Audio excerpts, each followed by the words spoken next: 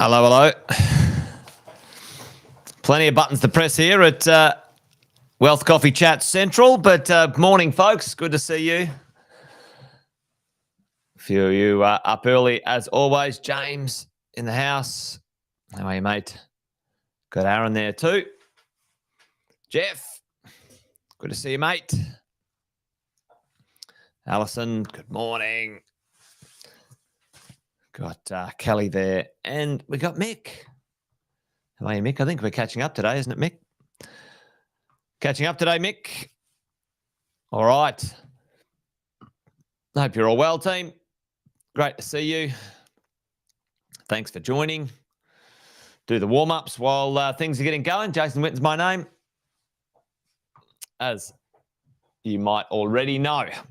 But if you're new, say hello. Let us know in the chat where you are, where you're from, those sorts of things. Give us a shout out. Say a quick something. Anyway, wherever you are, we've got Lorelli and there's Deb all the way from Newey, and whoever a few of the Facebook users are. Morning to you. And Debbie. Howdy, team.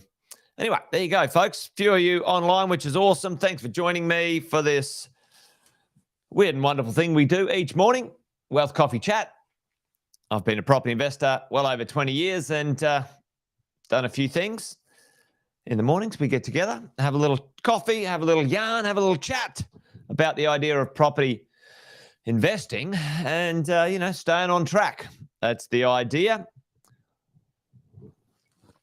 So welcome along. Welcome along. Thought today we might talk about a little bit of something about debt. Hey, yesterday, what was the good news yesterday? Well, tentative good news anyway. What happened yesterday? Oh, what didn't happen yesterday? Folks, put it in the chat.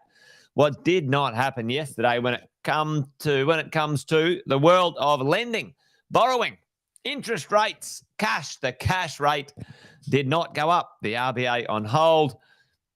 Good news, 3 months in a row.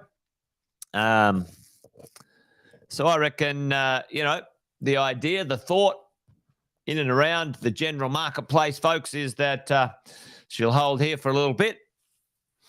There might be a rude one last punch in the face, depending on what happens with the inflation. And then sometime early 24, team folks, Telling you, it's playing out. Nothing from Dan.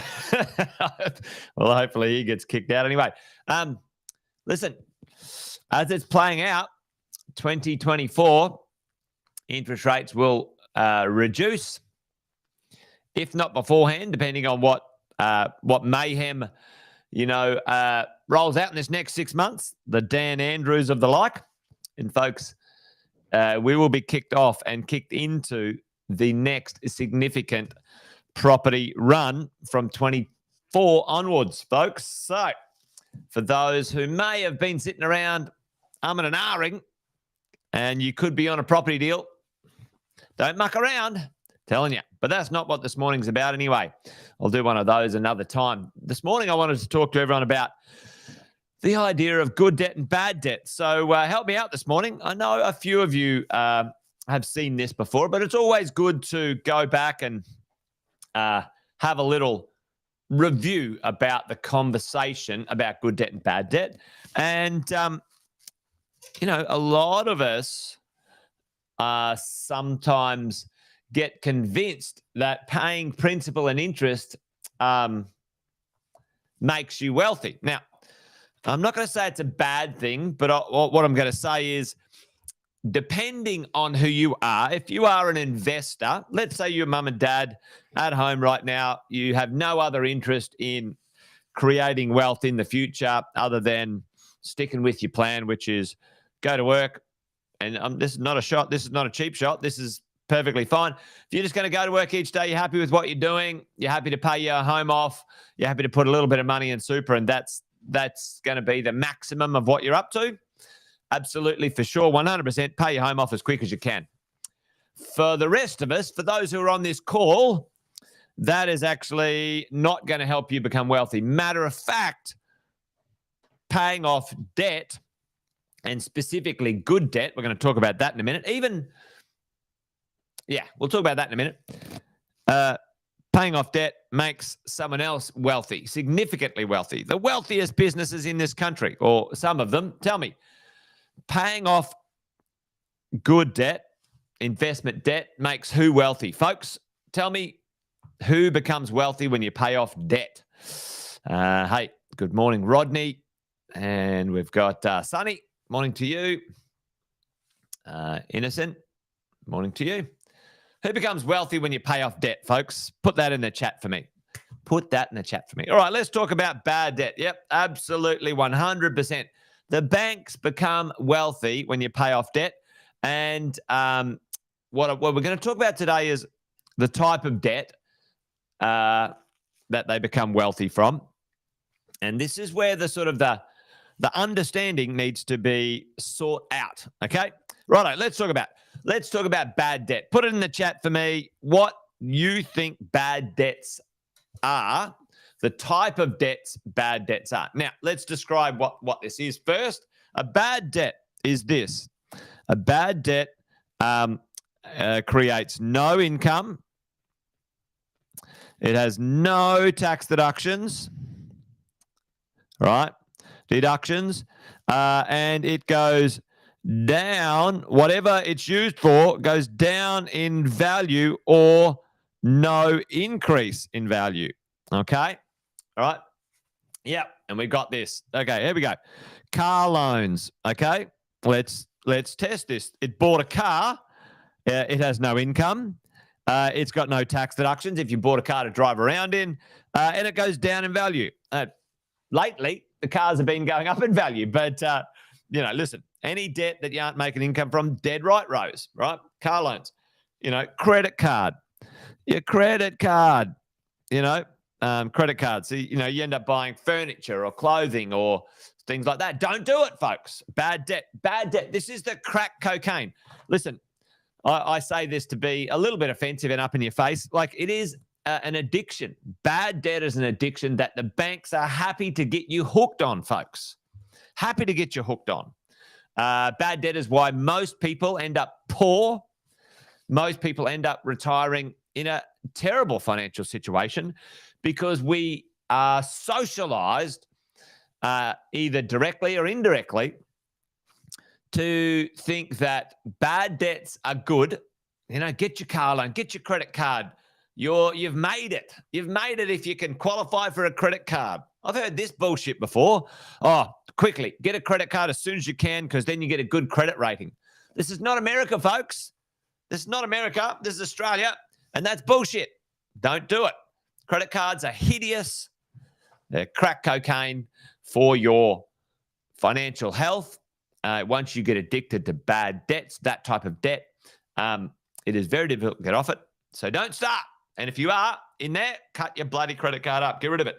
Car loans, credit card, anything that has no income, no tax deductions, goes down in value. If you borrow money to buy those things, that is bad debt, and it is a terrible idea. Terrible idea, folks. Terrible idea.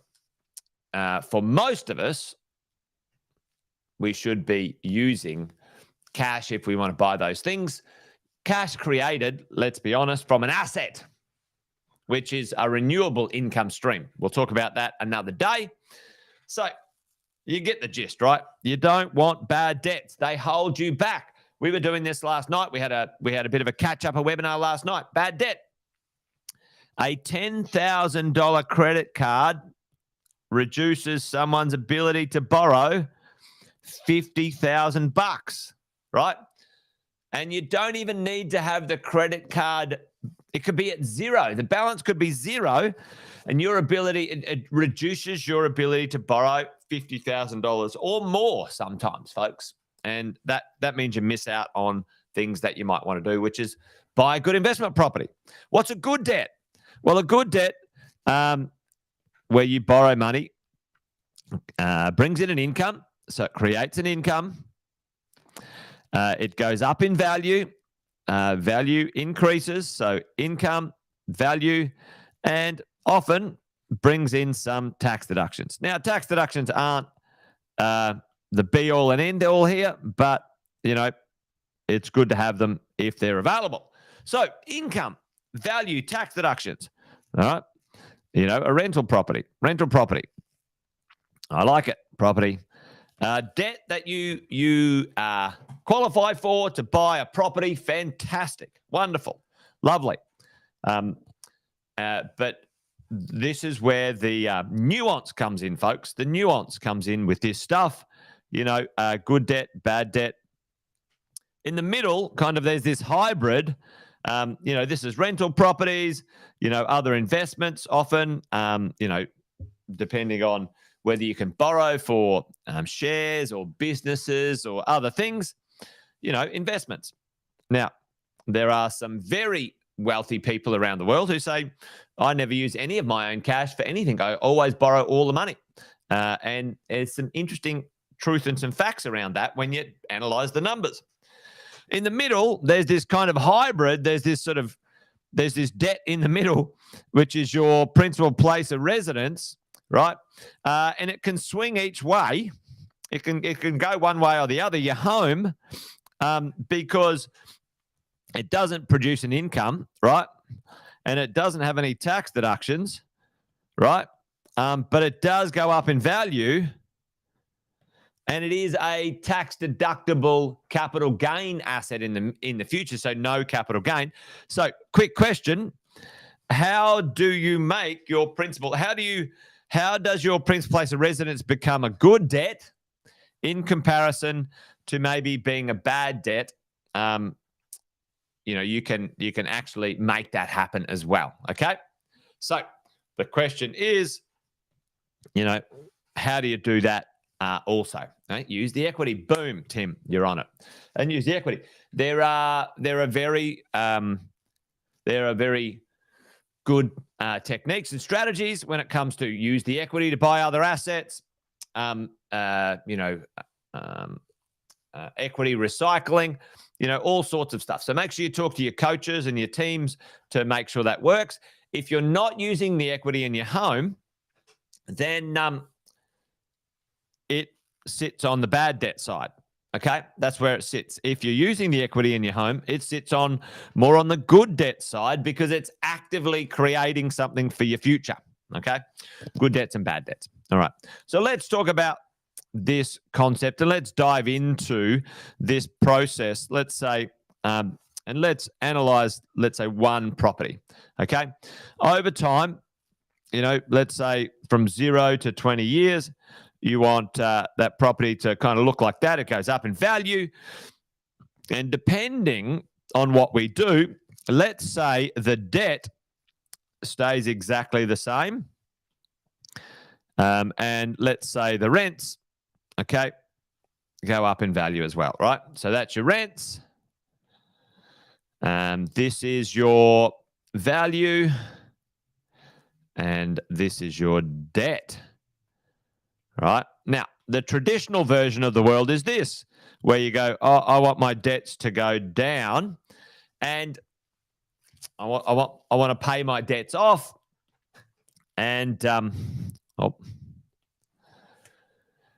that creates some value and some wealth in here. And the answer is that is valid. It creates some value in here, creates some wealth in here. But we can create that wealth in there without, in a way where we pay the debts or offset the debts a bit better. So let's talk about that. Let's talk about what this looks like and how we go. All right. So I'm going to use the calculator, the spreadsheet, just to demonstrate some conversations about if you go ahead and pay debt down, who's winning, who gets the most out of this debt reduction, principal and interest, and who gets the least out of it, folks, as we go, right? So I just put into the calculator here. For those who are in our coaching and mentoring program, you guys will have seen this already. This is our calculator, and you sit down with your coach, put together your portfolio, all right? And there's some calculators here that we use to do some tracking, do some forecasting, et cetera, et cetera. So let's say you purchased a property, call it 650. You're using equity to buy that property. There's some costs, stamp duty, insurances, et cetera. You've got some rates, insurance, yada, yada. Rent the property out. Now, over here, loan to value ratio, we're borrowing 105% because we're using some equity in our own home. That's smart. If you don't need to use the cash, then don't at this point in time. You got some rent coming in, and has some people who are earning income in that family. We've got some depreciation and some growth. CPI 3% over the long term, 3 to 4%. Average capital growth 5%. The average has been 7 to 10%, depending on where you are. So we're being conservative. And the average rent growth, anywhere between 3 and 4%. So put that in there, but put that in there and just as you think about it, you can adjust those figures either way. But the point is this, right? So let's go and have a look at this conversation here. Here's our property, and it has how it's running over time, right? It's running over a period of time. We buy it today, and as we go through, we're looking at where does the principal go? So for the first 5 years, what do we do, team? Put it in the chat. You guys know the drill. As a minimum, for the first 5 years of a loan for most of us, especially investors, we put it on interest only. Doesn't mean we can't make an extra payment. Tell me in the chat, interest only, but if we want to make an extra payment, where do we put it, team? Where do we put it? Interest only. Boom, Tim. And if you've got extra money, if you've got extra payments, then you put it in the offset account, right? Offset, or worst case scenario, redraw, but offset is a lot easier. Boom, Allison, away we go, right? So this is the concept. This is the idea. If you weren't doing that, let's say you were building up, and I'm just going to change down here. I'm just going to change this to P&I. I'm going to change that to P&I, and I'm going to change this to 30. And let's have a look at the repayments, okay? So the annual interest, this is the loan down the bottom here, folks. If you stick with me, we'll work through this a little. So if it was a principal and interest payment straight off the bat, then you'd make a pretty significant amount of payments here, $57,000 in payments, okay, which is you've got a principal repayment, and you've got not cumulative, sorry, folks, the principal repayment, and you've got the interest repayment, okay? So you pay for the principal and you pay for the interest, okay? So if you look at how much extra principal you're paying over that 5-year period, let's say whatever that might be, that adds up to a fair amount, $50,000 or $60,000. Now, if you wanted to get that $50,000 or $60,000 back, if you paid that directly off the loan, if you paid it into the bank's balance sheet, not your balance sheet, right? Then you have to ask for it back. You have to go, oh, can I have it back? You have to apply for a loan. You have to jump through hoops. That can be a bit challenging sometimes, depending on the situation. Imagine, 2 years ago you qualified and today you don't qualify. A lot of people have been caught in that situation of late, where they had heaps of equity in their property. They didn't unlock it or lock that equity in, access to it, 2 years ago. Now the interest rates have gone up and they can't qualify to unlock that equity in their property, okay? So let's have a look at that. Let's have a look at what might happen if we change this back to interest only. Okay, put that to 5. Oh, now there's a bug in the software. All right, let's see. If we were to change that back to interest only, then we would be able to see the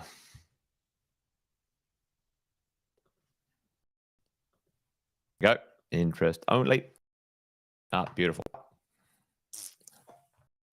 The repayments or interest is $25,000. 25 grand. The interest is the tax deductible portion, right, folks? If you pay principal off a loan, so you pay more money throughout the year off of a loan, especially a investment loan, tell me, do you get a tax deduction on paying extra principal, right? Tell me in the chat, do you get a tax deduction on paying extra principal off the loan? Interest is a tax deductible. Principal, no, you don't, right? So what happens is this: we get convinced that we should, as investors, or maybe often, we should not only pay the interest, right? So the interest, so we pay the principal, which is extra money. So we don't get any, there's no tax deductions. No tax deductions on, no tax deductions on the principal, right? So remember when we said what's a good debt and what's a bad debt? A good debt brings in the rent, it gets you a tax deduction, and it grows in value. It grows in value. Now, if you were to now make extra payments on principal, the money that you're investing in that property, you're no longer getting, you're putting money into the principal and you're not getting a tax deduction for it. So then you put money into the principal over here, you don't get a tax deduction, and it's not easily accessible, okay? So that's when, as investors, we need to be smart about what we're doing with our lending and our payments, all right? If you left that payment as interest only, if we go back here, if you left that payment as interest only, and we run that out for quite a while, let me see here, interest only. So let's put that as interest only for 25 years, right?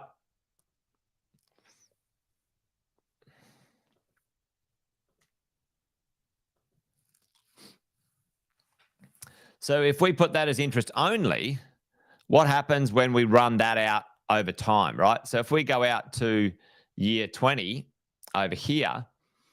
Now, we've still got the balance, the same amount of loan that we owed, 685,000, but our loan to value ratio has dropped because our values have gone up, okay? So we're still creating wealth.